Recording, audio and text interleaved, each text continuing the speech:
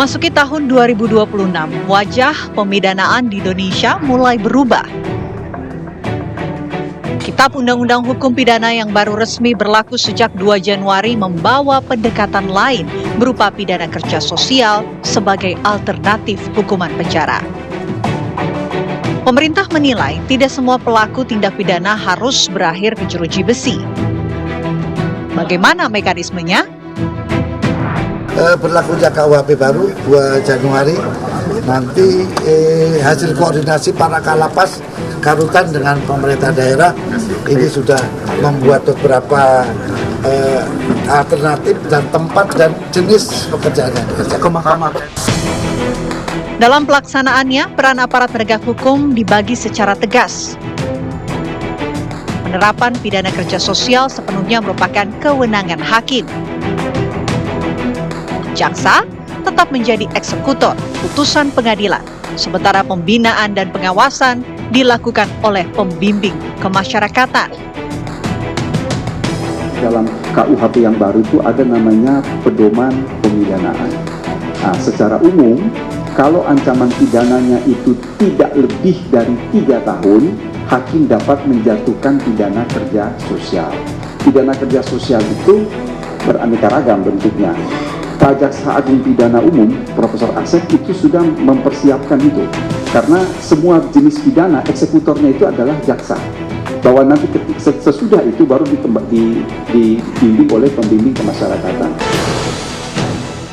Institute for Criminal Justice (ICGR) menilai tidak semua sanksi pidana terhadap pelaku kejahatan harus berujung pada pemenjaraan.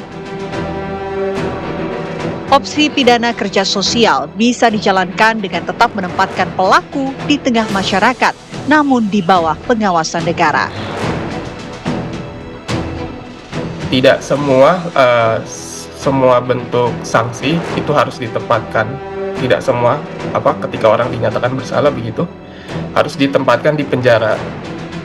Jika misalnya perkara kecil dan memang si pelaku tidak perlu ditempatkan untuk dibatasi begitu ya ruang geraknya, maka cukup dengan dijatuhkan pidana selain penjara, salah satunya kerja sosial. Jadi si pelaku tetap berada di masyarakat. Dalam skema ini, Badan Pemasyarakatan berperan sebagai fasilitator sekaligus pengawas teknis memastikan pidana kerja sosial berjalan sesuai putusan hakim. Di daerah, kesiapan implementasi pidana kerja sosial mulai dilakukan. Salah satunya oleh Pemasyarakatan Bau-Bau, Sulawesi Tenggara. Sebanyak 800 lokasi kerja sosial telah disiapkan Bapas Bau-Bau.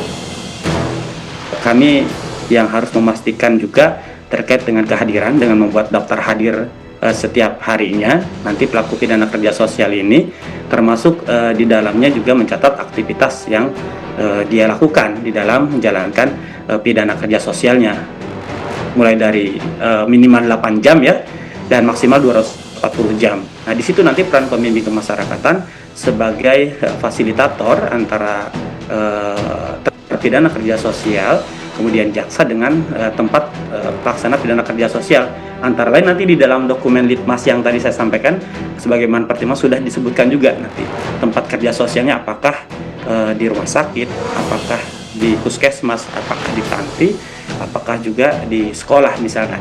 Dan ini nanti disesuaikan dengan kebutuhan dan juga kemampuan dari si terpidana kerja sosial. Sejumlah pengamat menilai tanpa sistem pengawasan yang kuat, pidana kerja sosial bisa kehilangan makna keadilannya, baik bagi korban maupun masyarakat. Sudah dipersiapkan juknisnya ya, tunjuk teknis pelaksanaannya, implementasinya seperti apa, jangan sampai tadi ada celah-celah yang kemudian bisa dimanfaatkan oleh oknum-oknum yang tidak bertanggung jawab, misalnya ini jadi transaksional, kemudian ada istilah joki ya atau penyelundup yang menggantikan posisi orang yang harus melakukan pidana kerja sosial tadi, tapi dia membayar orang lain untuk melakukan pidana kerja sosial sehingga dia tidak melaksanakan pemidanaannya, sehingga ada tidak tercapai juga efek jera yang diinginkan dalam pelaksanaan pidana kerja sosial ini. Aturan baru ini diharapkan memberikan kesempatan bagi pelaku untuk kembali dan berkontribusi di tengah masyarakat. Kalau saya pribadi, saya tidak setuju. Karena setiap orang melakukan tindak kejahatan, menurut saya itu harus mendapatkan efek jera bagi pelaku tersebut. Hukumannya seringan itu akan, yang saya takutkan itu pelaku itu akan melakukan kejahatan berulang-ulang. Kalau aku cenderung setuju ya, karena kalau dilihat kan pemberlakuan KUHP yang baru ini cenderung kepada pidana yang restoratif gitu. Yang nggak hanya mempertimbangkan POV kalau keadilan itu ditegakkan ketika pelaku diberikan hukuman yang setimpal, seperti yang berlaku pada KUHP yang lama yang cenderung kepada hukuman retributif gitu. Jadi dengan adanya KUHP baru ini harapannya mungkin pelaku juga bisa lebih bertanggung jawab atas dirinya sendiri dan kembali kepada masyarakat. Pidana kerja sosial menjadi wajah baru pemidanaan di Indonesia. Di satu sisi, memberi ruang keadilan yang lebih manusiawi, namun di sisi lain menuntut kesiapan aparat dan pengawasan yang ketat.